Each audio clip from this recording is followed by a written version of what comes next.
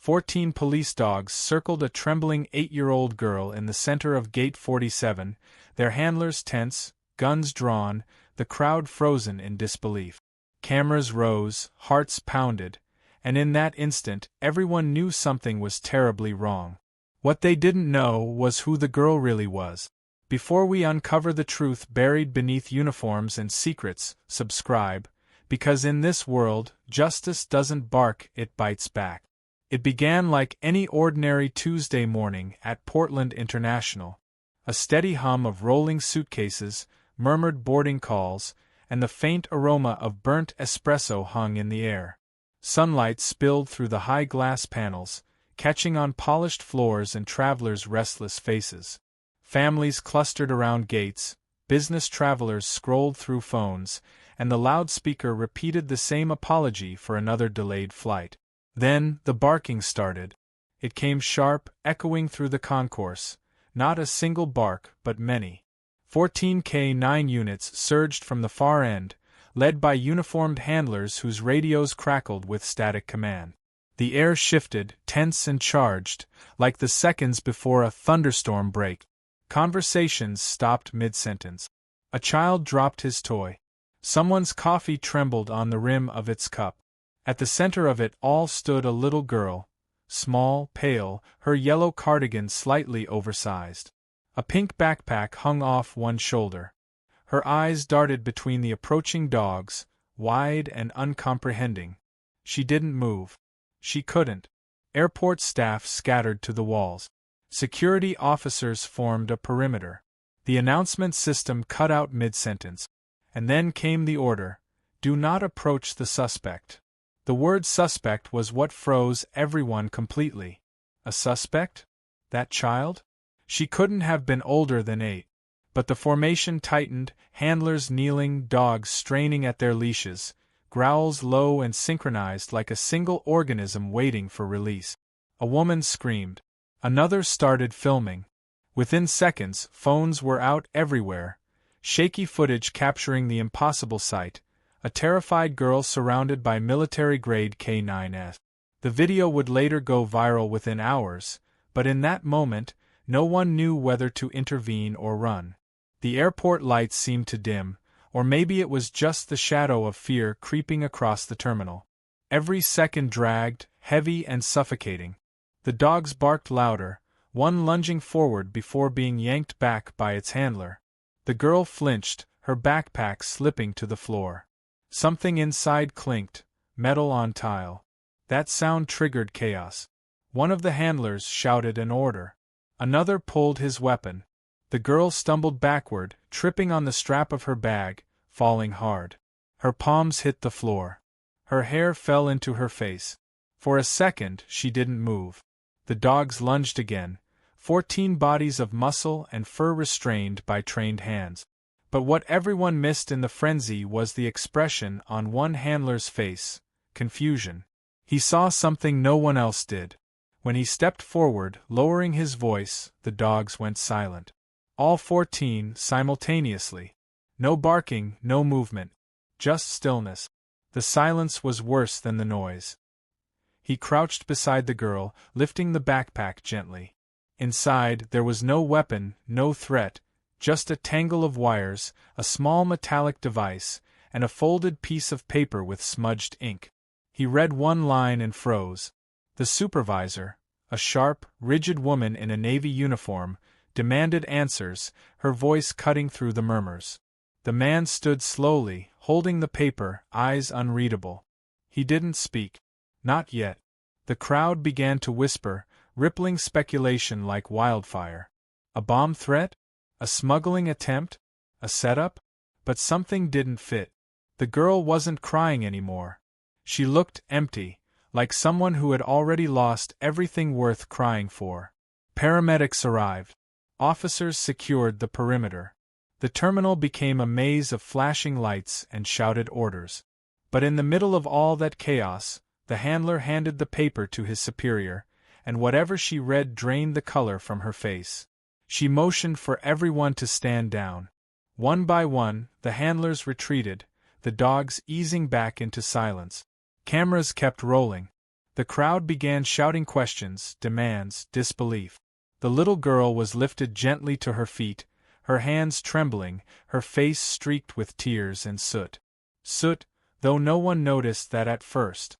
The officer guiding her out of the terminal looked back once, his gaze hard and haunted. The girl's backpack was sealed in a clear evidence bag. No one explained what had happened.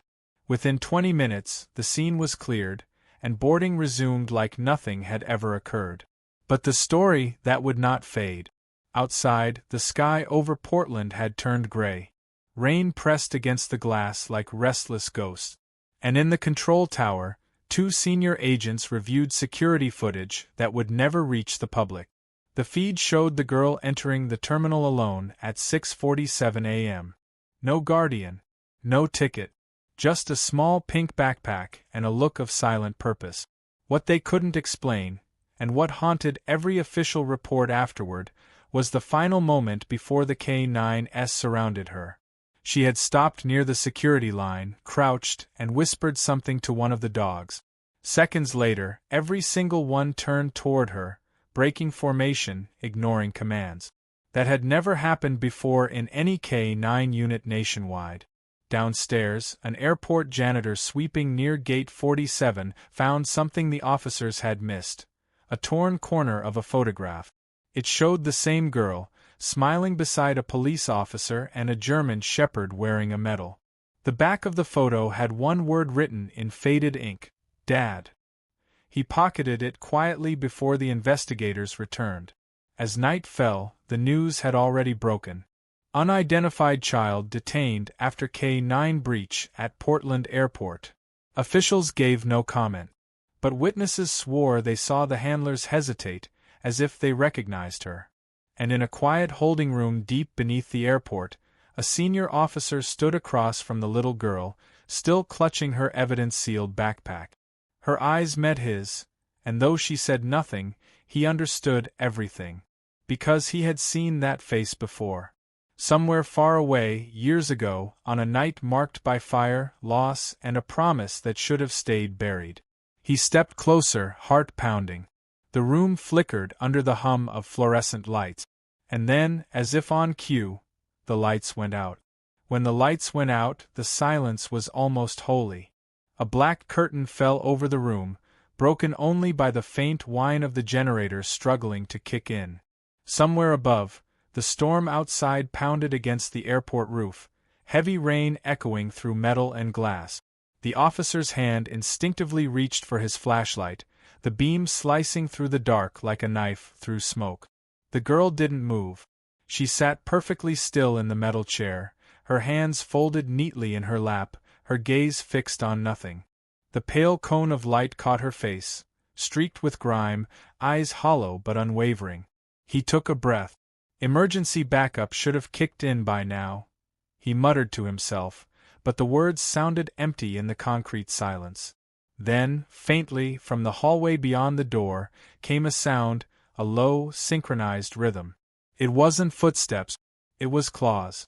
The officer froze. 14 of them. The flashlight flickered once, twice, and then went out. For a long heartbeat, the world was nothing but the scent of damp concrete, the girl's slow breathing, and the ghostly echo of paws against tile.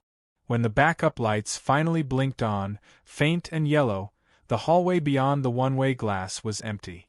The dogs were gone. All of them. The officer's pulse spiked. He stepped toward the glass, but before he could reach it, the girl finally spoke, her voice small, fragile, and calm. "They're not gone," she said. "They're waiting." He turned sharply, stunned by the sound of her voice. He hadn't expected her to speak at all. "Waiting for what?" he asked. But she didn't answer. Instead, she turned her head slowly toward the glass, as if she could see through it. Her reflection merged with the dim outline of the hallway, and for a fraction of a second, he thought he saw movement. A shadow slipping past. He pressed the intercom. "Control, this is room B7. Do you copy?" Static. The line crackled, then died completely. He took another step closer to the girl, his boots squeaking faintly against the wet floor. Her backpack sat sealed in the evidence bag beside her. He crouched, inspecting it through the plastic. It looked harmless enough, a child's bag, faded pink, scuffed on the corners. But he knew what had been inside. That strange device, the note, and a small, broken locket the forensic team had yet to open. The note haunted him most. It was only a single sentence, written in uneven handwriting. "They didn't save him. So I will." He had read it over and over, trying to decipher the weight those 5 words carried. Now, seeing the girl's stillness, he began to feel the weight pressing back. Outside, the storm intensified, wind howling through the loading bay vents. Lightning illuminated the hallway for a split second, and there, reflected in the one-way glass, he saw it. A dog. Standing perfectly still, head lowered, eyes glowing faintly in the dim light. He blinked, and it was gone. He backed away, heart pounding, trying to convince himself it was his imagination. But deep down, he knew it wasn't. The security cameras in the terminal above flickered one by one, showing static before each feed cut to black. Maintenance crews scrambled to reboot systems, passengers were redirected, and officials spoke in hushed tones. But in the underbelly of the airport, in that cold, forgotten wing, the truth was unraveling quietly. The officer remembered the girl's photograph, the one found by the janitor. He hadn't told anyone, but he recognized the man beside her. Officer Daniel Mercer. A decorated K-9 handler who had died 3 years ago in a warehouse explosion outside Seattle. The same explosion that had killed an entire police dog unit during a failed rescue operation. Officially, the cause was equipment malfunction. Unofficially, it was sabotage. And that man, Daniel Mercer, had been his partner. He looked back at the girl, his voice trembling slightly now. "Who told you to come here?" She blinked slowly, her voice faint. "He did." He felt the chill climb his spine. "Your father's dead," he said carefully. The girl tilted her head, the smallest hint of confusion crossing her face. "Not yet." Before he could respond, the emergency intercom blared suddenly to life, startling them both. A voice came through, panicked and distorted. "Control to all units. K-9 kennels are empty. Repeat, all 14 dogs have been released. Unknown cause. All personnel, lock down immediately." The officer's stomach dropped. He lunged for the door, slamming the manual bolt shut. The corridor lights beyond were flickering wildly now. The air was filled with distant barking, not wild, but controlled, rhythmic. Trained. Coordinated. The girl stood, her small frame illuminated by the single emergency bulb. "They're not coming for me," she whispered. "They're coming for the ones who left him there." The officer's chest tightened. Memories came rushing back, the explosion, the smoke, the sound of howling that never stopped. He had made it out alive. Mercer hadn't. And neither had the dogs. He realized what was happening wasn't just strange, it was impossible. The backup systems crackled again, and every monitor in the room flickered to life, showing live feeds from the terminal above. Passengers were screaming, sprinting toward exit. Officers tried to corral them, but the dogs, the very same K-9s that had surrounded the girl, were moving through the chaos with uncanny precision. They weren't attacking civilians. They were hunting. And every one of their GPS tags was pinging the same location, the airport's administrative wing, where the surviving members of that failed operation, himself included, were stationed. He staggered back, realization hitting like a blow. "Oh God!" The girl stepped closer, her expression calm, almost serene. "He said they'd listen to me," she murmured. "He said they were waiting for someone to finish what he couldn't." The officer stared at her, torn between horror and awe. The air felt heavy, electric. Somewhere distant, another power surge rolled through the facility, plunging the hallway into darkness again. Then came the sound. 14 barks in perfect unison. Not chaotic, not random, but in rhythm. A command. A countdown. And as the officer realized what it meant, the lights flickered once more, revealing, just outside the door, the silhouettes of 14 German shepherds, lined in formation. Their eyes glowed like embers, and behind them, in the security feed's static, a shape moved, a tall figure in uniform, the same one he had buried years ago. Daniel Mercer. The flashlight dropped from his hand, clattering against the floor. The girl's voice broke the silence, soft but certain. "I told you. He's not gone." The lights went out again. When the darkness swallowed the room again, the sound of the storm outside faded beneath something far closer, the low growl of 14 synchronized throats. It rolled through the corridor like distant thunder, steady and alive. The officer pressed his back against the cold wall, pulse hammering in his neck. His flashlight lay useless on the floor, its beam broken. The emergency bulb flickered once, revealing the girl's silhouette, small, calm, standing in front of the door. She wasn't afraid. He couldn't understand it. A child, surrounded by the impossible, and she didn't even flinch. Her posture was almost reverent, like she was waiting for something sacred. The growls outside deepened, vibrating through the metal door. Then came a single thud. Something hit the door from the other side. Not hard, just enough to make the hinges groan. Then another. And another. Slow, deliberate. 14 strikes, perfectly spaced. The officer's mind raced. The dogs were supposed to be under lockdown, tranquilized, contained in reinforced kennels. They couldn't possibly have escaped. And even if they had, how could they be here? In formation, responding to commands from a child? The memory of Mercer clawed its way to the surface. The fire. The night it all fell apart. He closed his eyes, and the past came rushing back. The warehouse had been burning for 30 minutes before backup arrived. He remembered the thick smoke, the way it clung to his lungs, and the sound of Mercer's voice through the radio, breaking with static. "Get the dogs out."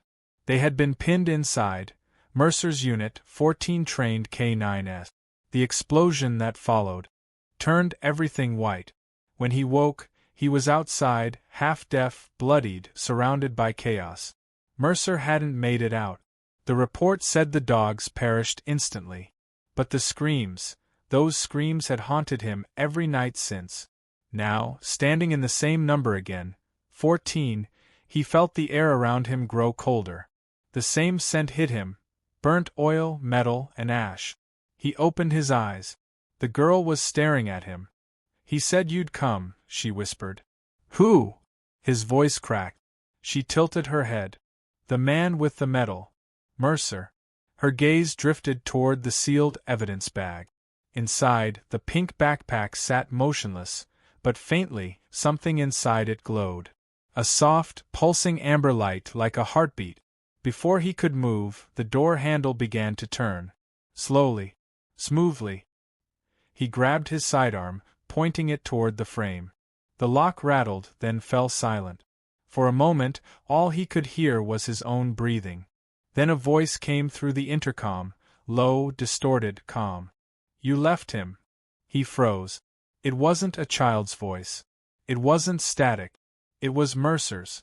The girl stepped forward, her eyes catching the flicker of the emergency light. "He's not angry," she said. "He just wants to finish it." The officer backed away, mind spiraling. "Finish what?" She looked down, her voice soft as a confession. "The ones who lied." Lightning flared through the hallway window, and for an instant, the glass reflected something that didn't belong. Mercer's reflection, standing just behind the dogs, eyes burning with that same amber glow. The officer stumbled back, his hand trembling on the trigger. "You're not real," he whispered. The intercom hissed again. "You promised me," the voice said, slow and deliberate, "we'd never leave them behind." The words hit like a blade. The memory surfaced in full.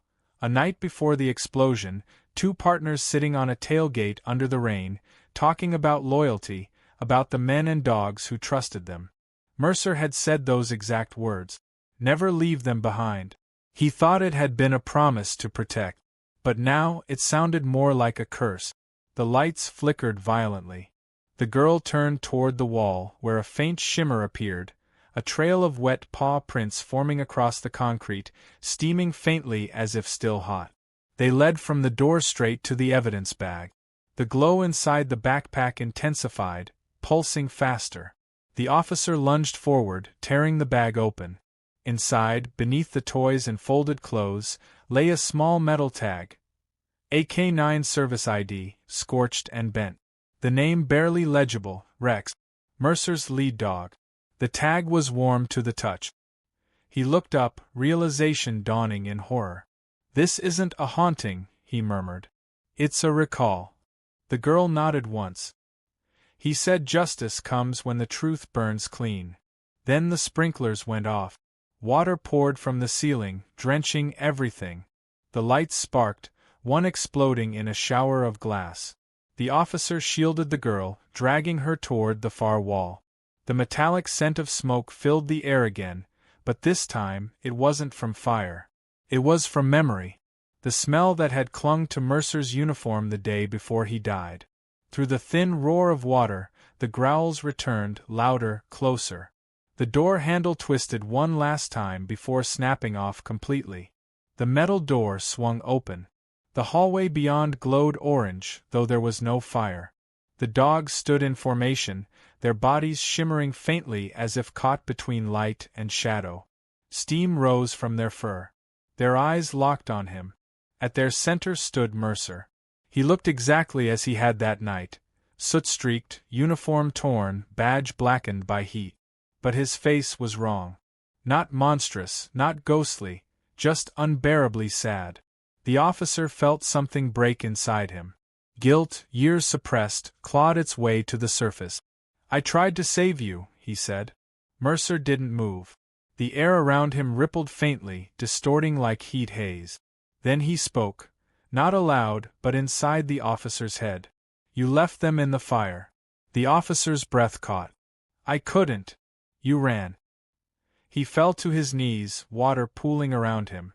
"I didn't know they were still inside." The girl stepped between them, her small hand reaching toward Mercer's shadow. "He knows," she whispered. "But the others don't forgive as easily."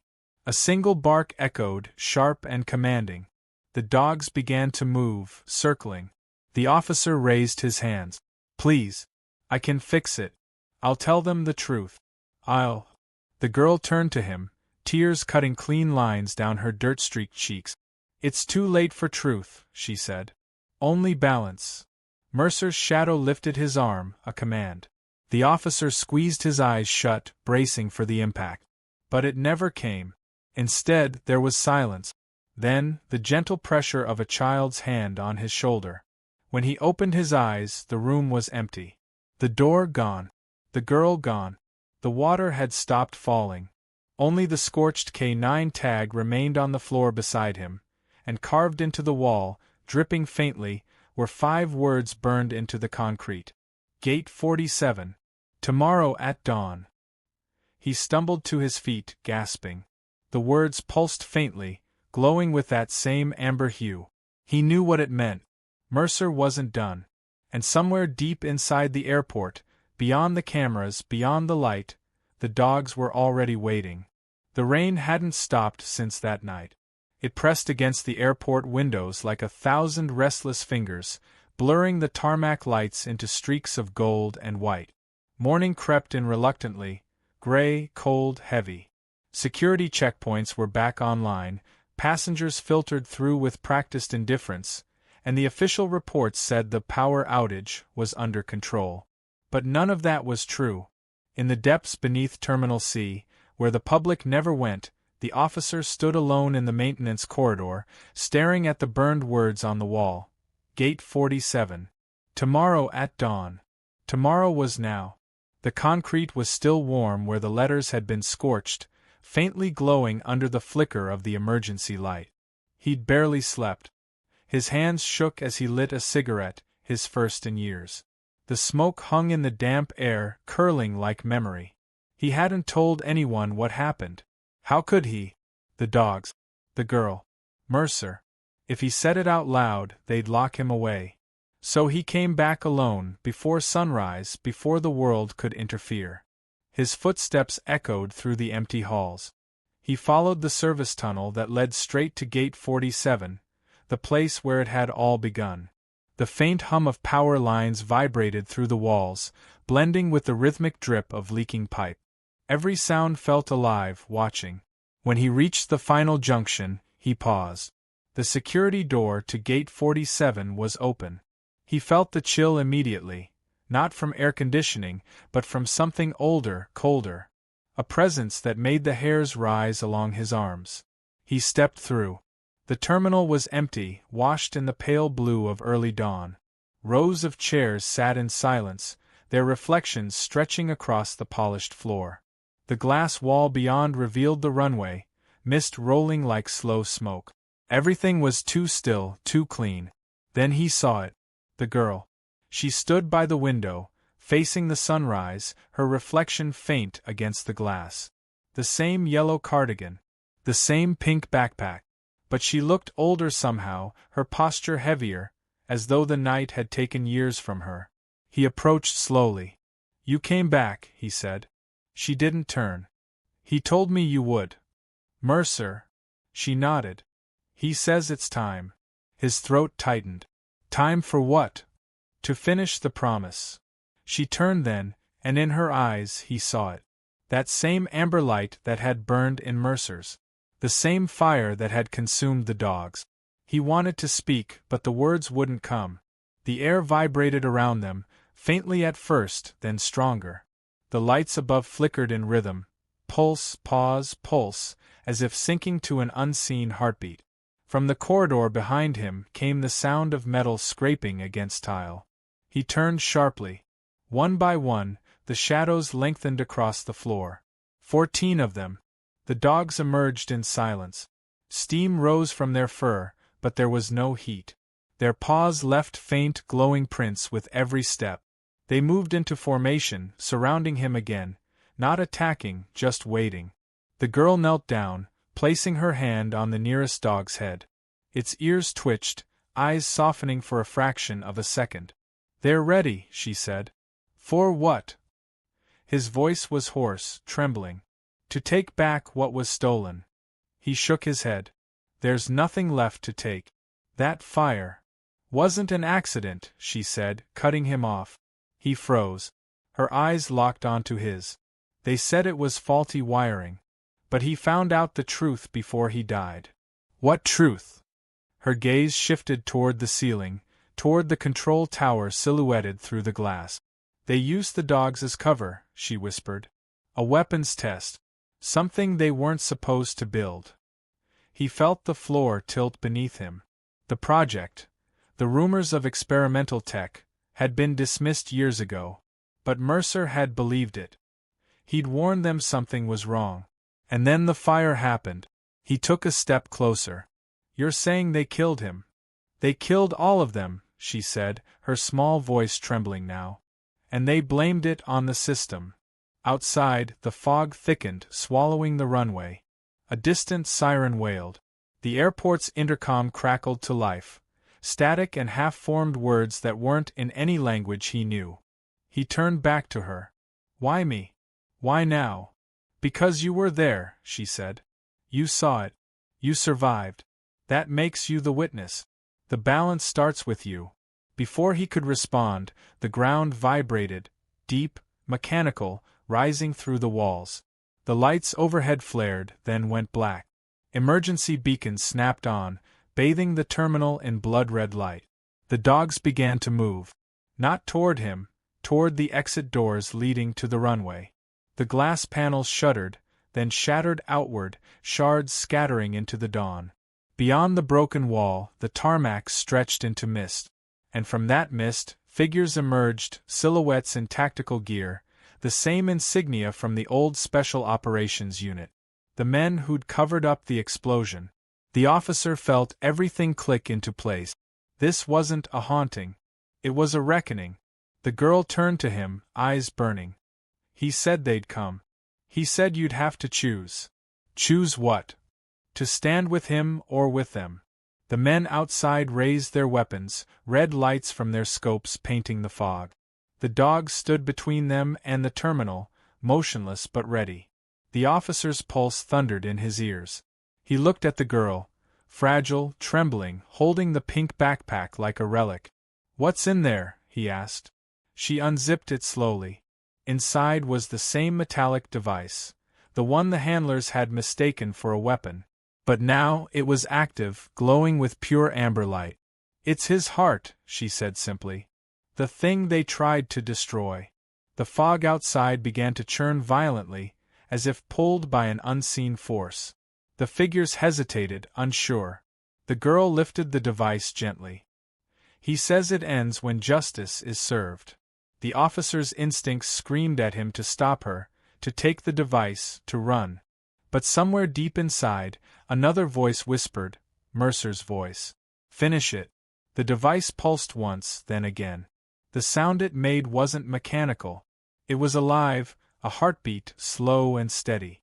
The dogs lifted their heads in unison, eyes flaring. The officer stepped forward, torn between terror and duty. "If you do this," he said, "you can't come back." The girl smiled faintly, tears glistening in the red light. Neither could he. She pressed her hand to the device. The light flared blindingly bright, washing over everything, the walls, the glass, the rain.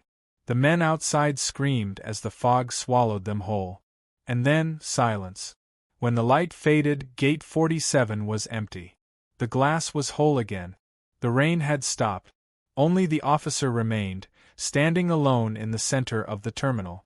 The girl, the dogs, Mercer, all gone. In his hand, he found the scorched K9 tag again, now cold and dull. But on its back, freshly etched, were 4 new words. "The promise is kept." He sank to the floor, breath trembling, as the dawn broke clean and golden through the glass. But deep beneath the airport, in the sealed archives of the security division, an alarm began to flash. Unauthorized access detected. Someone, or something, had just reopened case file 14R, marked, Mercer Incident. And this time, it wasn't going to be closed. By the time the first commuters filled Portland International that morning, the world above Gate 47 looked normal again. Planes taxied, announcements droned, and the faint smell of coffee and disinfectant masked the scent of ozone still lingering in the air. But 2 floors below the security checkpoint, alarms pulsed red through a corridor no traveler ever saw. The officer, his badge stripped, his name already being erased from internal systems, walked through that corridor with a stolen access card in one hand and Mercer's K9 tag in the other. He shouldn't have been there. But shouldn't no longer meant anything. Every step echoed off the metal walls, the hum of the generators underneath the floor a reminder of what had begun. He didn't need directions. He remembered the layout. The archives were buried deep, protected by multiple layers of clearance. He had written those protocols himself years ago. At the final checkpoint, a biometric scanner blinked to life. Its lens whirred softly. "Identity not recognized," the automated voice said. He pressed Mercer's tag against the reader. For a moment, the machine hesitated, then clicked open with a metallic sigh. Inside, the air was freezing. Rows upon rows of file drawers stretched into the darkness, each labeled with unit numbers, case codes, and the faint smell of dust and paper. But one drawer stood out, the only one with fresh fingerprints on it. 14R Mercer Incident. He pulled it open. Inside lay a single sealed folder and a black flash drive. The paper was brittle at the edges, stained by time and water. He opened it slowly, expecting redacted lines and bureaucratic lies. Instead, what he found made his stomach turn. Schematics, military prototype, funding authorizations signed by names he recognized, names still in power. The documents described something called Project Requiem. It wasn't about dogs. Not really. The K9S had been fitted with neural implants, experimental tech meant to sync animal instinct with human command through biometric pairing. Mercer had been the first to volunteer for live testing. The idea, Create soldiers who could respond faster than any human ever could, using the dog's reflexes as an extension of their own. But something went wrong. During a field test, the neural link backfired, fusing Mercer's signal with the dog's permanently. He began to feel what they felt: fear, confusion, pain. He tried to stop the experiment, but his superiors refused. They had an investor on site. They needed result. The fire that killed them wasn't an accident. It was containment. The officer's hands trembled as he read. Mercer had filed a report 24 hours before his death, accusing the program director, Colonel Wyatt Marston, of negligence and ethical violations. That report had been buried, and the project quietly rebranded. He scrolled through the flash drive's contents next. Surveillance footage from the night of the explosion. The date stamp flickered. Smoke. Heat. Mercer shouting orders. Dogs barking frantically in the background. And then silence. But the final frame froze him cold. Amid the smoke, Mercer turned toward the camera. His face bloody, his uniform charred, but his eyes were glowing the same faint amber he had seen last night. He raised a single hand and pointed straight at the lens, mouthing something the audio didn't capture. Then static. The officer leaned closer, replaying it in slow motion. Mercer's lips formed 3 words. "You promised me."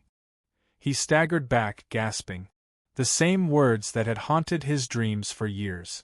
From somewhere deep in the corridor, a faint metallic click echoed. Not from machinery. From a weapon. He wasn't alone.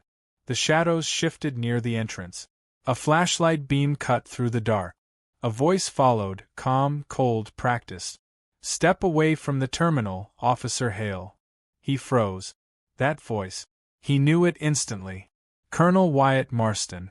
The man stepped into view, immaculate as always, gray hair slicked back, a gloved hand steady on the trigger of a sidearm. His expression held no surprise. Only inevitability. "I wondered when you'd finally come looking," Marston said. "I always knew Mercer's ghost would drag you back." Hale's throat felt dry. "You killed them," he said. Marston tilted his head. "You think I had a choice? You were there, Hale. You saw what that link did. Those dogs weren't animals anymore. They were something else. Connected. Symbiotic. And when Mercer lost control, they all turned on us." "That's not what happened," Hale said, voice shaking. "You burned them." Marston stepped closer, the barrel of his gun reflecting the cold light. "I contained them." The word contained hit like acid. Hale could still smell the smoke, the screams. Marston's tone softened almost kindly. "You don't understand what you've stirred up by coming here. The program wasn't destroyed, Hale. It evolved." The flash drive in Hale's hand flickered. The screen filled with new data, dozens of file paths appearing automatically. Real-time updates. Active K9 units detected. 14 signals. Hale looked up sharply. "You restarted it." Marston smiled faintly. "We never stopped." Before Hale could react, the lights flickered again. The red emergency glow returned, and with it came the sound. A deep, unified growl that rolled through the vents like thunder. Marston stiffened. "That's impossible," he whispered. The air pressure shifted. Papers fluttered from the open drawer. The sound grew louder, closer. Then, from the shadows behind Marston, something moved. One by one, the dogs emerged. Not the spectral, half-seen figures Hale had witnessed before. These were flesh and blood, wet fur, glowing eyes, tags gleaming with the same 14R inscription. They moved with perfect synchronization, circling both men, silent except for their breathing. Marston aimed his gun wildly, backing up. How did they? Hale didn't answer. He already knew. They weren't ghosts. They were reactivations. The neural link hadn't died in the fire. It had just gone dormant. And now it had found a new host. The girl's voice echoed faintly through the corridor, distant yet clear. "Justice comes when the truth burns clean." Marston fired. The shot rang out like lightning. One of the dogs staggered, then stood again, uninjured. The bullet had passed through as if through mist. Another step closer. Another growl. Marston's breathing quickened. "Stay back!" But the dogs didn't obey him. They turned to Hale instead, waiting for his command. He looked down at Mercer's tag in his hand. The metal pulsed faintly, like a heartbeat. The connection, the link, was still alive. And somehow it had passed to him. He swallowed hard. "Stand down," he whispered. Instantly the dogs froze. The air went still. Marston stared at him, realization dawning. "You're controlling them." Hale shook his head. "No. I'm listening." A low vibration filled the corridor, resonating from the walls themselves. The dogs lifted their heads as one. The amber glow in their eyes intensified. And behind them, for the briefest second, Hale saw him, Mercer, standing tall, proud, no longer burned, no longer broken. He wasn't smiling. But he nodded once. The air shimmered. The red lights dimmed. Hale took a deep breath, lifted his eyes to Marston, and said the words that had haunted him for years. "We never leave them behind." The lights went white. When the flash subsided, the corridor was empty. The drawers were closed. The alarms were silent. Only the folder marked 14R remained on the floor, its papers untouched, except for one new addition, a single photo clipped to the front. Mercer, Hale, and the dogs, smiling. And in the corner of the frame, barely visible, a child's hand resting on Mercer's shoulder. The sun was rising over Portland, thin and gold through the morning mist. To anyone standing outside the airport that day, it was just another dawn. Planes taking off, travelers dragging suitcases, announcements echoing above the noise of wheels and chatter. The world had resumed its rhythm. But beneath the polished floors of Terminal C, inside a sealed corridor long erased from public blueprints, a storm waited to finish what began 3 years ago. Hale woke to silence. The first thing he noticed was the cold.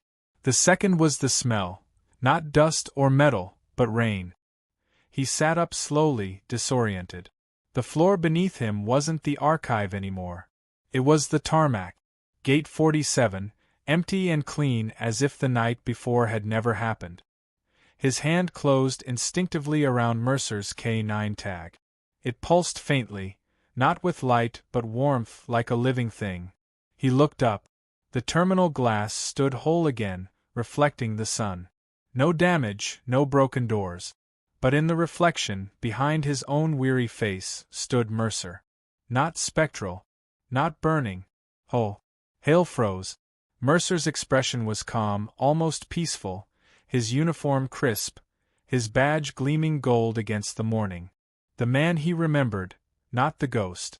He stepped closer, half believing, half afraid. "Why me?" Hale whispered. The reflection's mouth moved. No sound, just movement. The words formed clearly, unmistakably. "Finish it." A sudden roar of engines broke the moment. Hale turned. A military convoy rolled onto the tarmac, armored vehicles fanning out, personnel in dark uniforms marked with a symbol he recognized instantly, the insignia of Project Requiem. Marston's men. Even after last night's carnage, they had come back.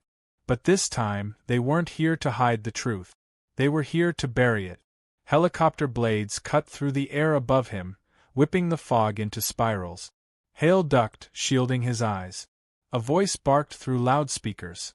"Stand down, Officer Hale. You are trespassing on restricted property." He straightened slowly, heart hammering. Around him, the air seemed to shimmer, faint waves of heat rising from the asphalt. Then came the sound. A low bark. Another. And another. 14, perfectly timed. The ground vibrated. The mist parted. And there they were. The K9s standing in formation once again. This time not shadows, not apparitions, but living, breathing creatures. Their coats glistened with dew, their eyes steady, their movements fluid and deliberate. Behind them stood the girl, her yellow cardigan torn, her backpack missing. She looked different now, stronger, steadier, her face calm beneath the chaos. She met Hale's gaze, then nodded once. Marston's men opened fire. The world erupted in sound. Bullets tore through fog, ricocheting off tarmac. Hale dove for cover behind a luggage cart, yelling, "No! Don't!" But the K9s didn't charge blindly. They moved with precision, coordinated, silent, unstoppable. They weren't attacking for vengeance. They were protecting. Marston himself stepped out of the lead vehicle, gun drawn. "End it, Hale!" he shouted over the chaos. "You think you can rewrite history? You're just another casualty waiting for a report." Hale rose from behind the cart, rain and sweat streaking his face. "Maybe," he shouted back, "but this time, it'll be the truth." Marston fired. Hale ducked. The bullet shattered the glass door behind him. The dogs surged forward, circling the soldiers with terrifying grace. Not a single bite landed, but every man dropped his weapon, paralyzed by fear.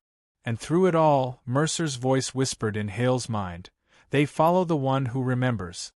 He knew what he had to do. He looked at the girl. She reached into her pocket and pulled out the metallic core, the same device she'd shown him before, still pulsing faintly with amber light. She held it out toward him. "He says it's yours now," she said quietly. Hale took it. The moment his fingers touched the metal, a surge of energy raced through him. Not pain, not shock, but connection. The memories weren't his, yet they poured through him. Mercer's final moments, the dogs trapped in fire, the betrayal, the promise. It all came alive again, but this time, Hale saw what Mercer had seen. Marston's face in the control room, pressing the detonator. Containment. That's what they'd called it. Hale turned toward the colonel, rage and clarity fusing into one. "You didn't contain anything," he said. "You murdered them." Marston's jaw tightened. "They were infected." "By loyalty," Hale shot back. The wind howled. The light from the core grew brighter. The dogs turned, forming a protective circle around Hale and the girl. Marston raised his weapon again, but this time his hands trembled. Hale lifted the device high. The pulse inside it began to sync with his heartbeat. The dogs' eyes glowed in unison, their bodies radiating heat like wildfire. The air shimmered, the fog vibrating with invisible frequency. Marston screamed, "Do you even know what you're doing?" "Yes," Hale said. "Finishing the promise." The ground split beneath them. A shock wave of light exploded outward, not fire, but pure energy. It rolled across the tarmac like a wave of golden mist, washing over vehicles, soldiers, glass, and sky.